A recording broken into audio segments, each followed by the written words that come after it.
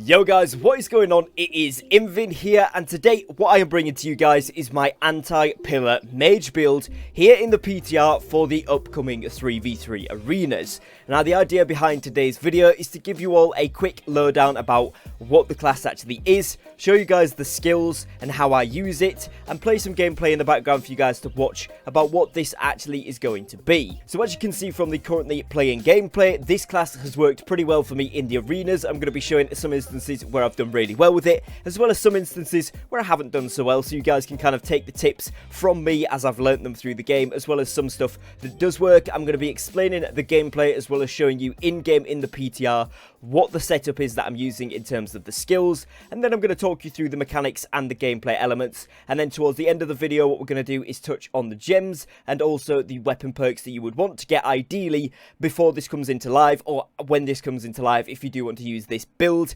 Obviously, we don't have all of them in the PTR. It's a bit more random roll type situation, so I don't have the ideal setup, but I'll go through the ones that are pretty much essential if you do want to have it, and then other ones that are nice as well. So we're going to jump straight into it. If you guys do enjoy this video, please do drop me a subscribe down below if you haven't already done so, with the notification bell on so you don't miss any uploads. And if you do find the video useful and informative, please drop me a like as well, as it massively helps to support my content and, of course, the algorithm here on YouTube, so I would really appreciate that. And without further ado, let's jump into it. So the first thing that we're looking at here is the fire staff. The fire staff is of course one of the weapons I'm going to be using alongside the ice gauntlet for this anti-pillar mage build.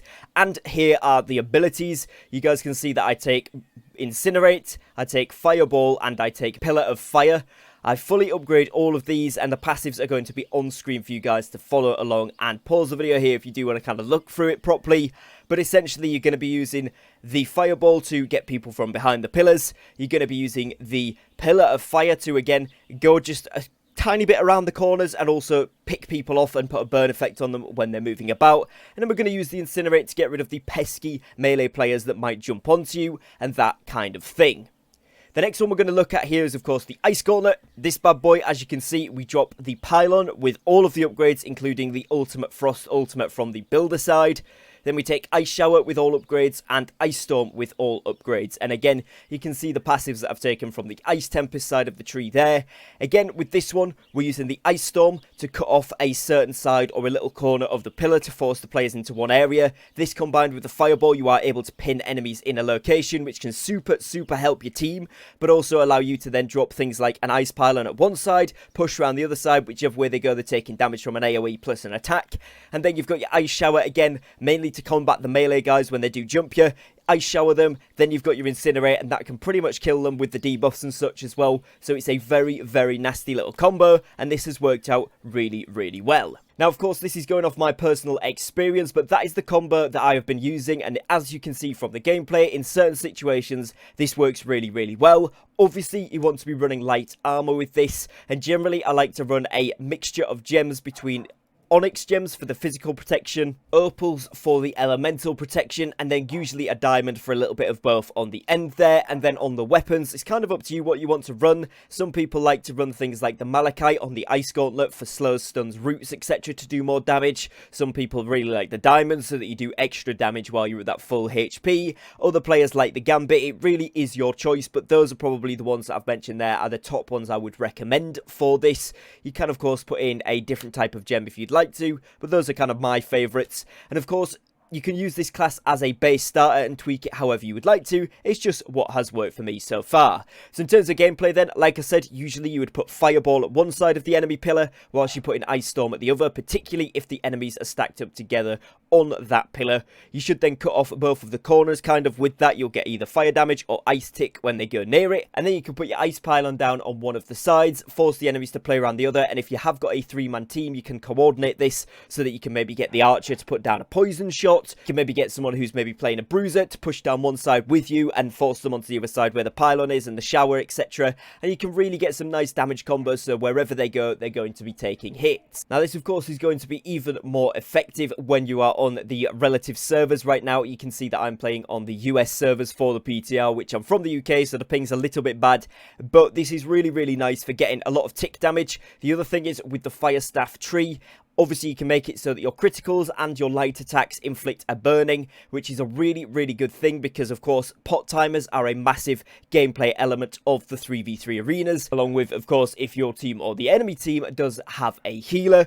This can be a super good effect. If you get it on the healer, they're forced to use some of their abilities on themselves, and if you get it on one of the attacking players, so to speak, then, of course, the healer is going to have the work cut out, especially if you're able to get it on the target that your team is not currently focusing. You also have a really good amount of crowd control with the ice shower, and of course then the incinerate. If somebody jumps on you, it inflicts burning, it pushes them back, it does a big amount of damage, and is a very nice utility. Now with the crowd control effects as well from the ice gauntlet, obviously with the shower providing a rend, this can give a bonus to your allies to be able to get these enemies down quicker, as well as stopping them in their tracks. And of course, when they are burning, they're taking then extra damage from that as well. So these can stack up very, very nicely.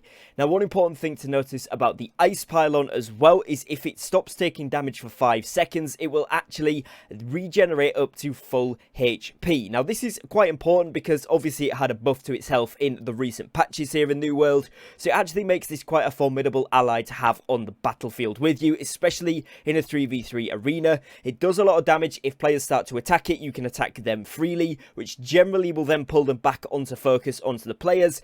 That'll then regen itself and continue to attack them, so it can be a very, very tricky one if players don't know to shut it down early doors, which as you progress through the rounds they may start to do, but like I said, you can then shower them, you can then ice storm them, fireball them, all of that good stuff to make it an even better combination. So overall it is a very nice little kind of combo that you can make from your own abilities, and even better when it is paired with teammates and their abilities as well. Now in terms of the ability perks then that are really, really good, firstly, of course, with the fire staff, this is kind of a must have. It's going to be the empowering fireball. This one is from the Orichalcum fire staff charm, and it means that the fireball impact deals an additional 31% damage up at the top end there, which gives this an even bigger damage burst and is extremely useful in the close ranges of the arena to suddenly hit a burst, inflict burning, and really do some damage to players. So this is a must have one in my opinion for this build. Refreshing Pillar of Fire, which is from the Steel Fire Staff charm, is actually another really nice one to have. It reduces the ability's cooldown by 14% per enemy hit. Now even if this is just a slight 14% reduction, it can sometimes get to, and if they are spending a lot of time behind the pillars like the anti-pillar build suggests, then you are sometimes able to get 2 or 3 as a pretty consistent thing. So this can end up being pretty decent. I wouldn't say it's a necessity to have on the build, but it's certainly nice if you do have an availability for this on your set. Now, the other availability in terms of the fire staff perks then is, of course, Siphoning Incinerate. This one is the Reinforced Steel Fire Staff charm, and what it does is allowing for a restore of 9.3 mana per hit with Incinerate, obviously 3 hits being max, but that will give you 30 mana. Now, in arenas, obviously with pot timers being a huge thing, especially if you're going to be playing a straight out mage like this class is Ice Gauntlet Fire Staff, this can be super useful. So I'd say this is the second most important fire staff perk to have. You certainly want to have this on your set if you are able to get a hold of it. It is really, really useful, and often in a lot of situations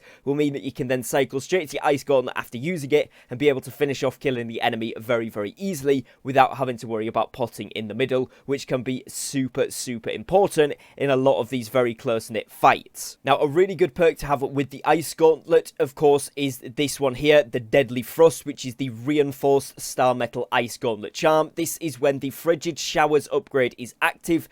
Iced Showers Frostbite debuff will deal 8% weapon damage per second to affected enemies. It is super, super good. It means that you're going to be taking damage as well as being rendered and stuck. It's super overpowered, and you really do want to be making the most of it in the arenas. It gives you a little bit of extra damage to the oomph if you do need to CC people, and it can sometimes mean that a 1 versus 2 becomes a 1v1 pretty quickly after someone gets hit by this Ice Shower, which is a really good thing because it means you can often end up winning the round for your team, which is exactly what you want. Now, the next one here is the Pylon Burst. This is the Reinforced Orichalcum Ice Gauntlet charm. I would say this is an absolute must-have for this Ice Gauntlet build in the arenas. What it does is allow the Ice Pylon to deal a burst of damage to foes within 3 meters of its radius whenever it fires its projectile. This is really important because it means it can do range damage, as well as if people are walking around the pillars, it can sometimes do extra damage to them in that radius, which is super nice and will get you a lot of damage in the the arena. It really helps to maximize this build out, and in my opinion is one of the most important, if not the most important, Ice Gauntlet perk to have with this build to maximize on the way that it plays out in the 3v3 environment. So you certainly want to get your hands on that one. And the final one here then is the Unending Thaw ability perk, which is the Star Metal Ice Gauntlet Charm. This one allows frost effects remain on enemies for 2 seconds after exiting Ice Storm. This is super useful, helps them to be remained slowed, and in the arenas this can be crucial, especially when they're trying to rotate targets or come and chase you down, etc. This can be a super useful one to have. I would say that this one is also a really good bet. It's not essential, but it does help an awful lot. If you can get it on your set, so do try to do so if you are going to play this build, as it is very helpful. So guys, that is pretty much going to be it for today's video. Hopefully you've enjoyed this one, just a quick crash course guide on what the setup is, what the perks and the abilities that I use are, and kind of the playstyle tips on how I like to play it. Hopefully it gives you a nice quick-ish kind of burst into what this style of play is, what the kind of build is about, and whether you'd like to try it out or try and adapt it to your own playstyle. Please feel free to do so. If you are somebody that has tested this type of build in the PTR 3v3 arenas and you've got any additions you would make or things that you use instead, if you do want to put those in the comments, let me know what you like to pick with these weapons or this type of build and why. Then of course we can improve the build together, and of course I can try out different ones as well. That'd be really cool. But other than that, that is going to be it for today's video, guys. So hopefully it has helped you. Hopefully you can have some fun with this anti-pillar build, getting them away from that pesky hiding spot in the arenas, which has seemed to become everyone's favorite location. If you did enjoy, please do be sure to drop a subscribe and a like down below. And other than that, I will catch you again very shortly with a brand new upload. So take care, guys, and peace.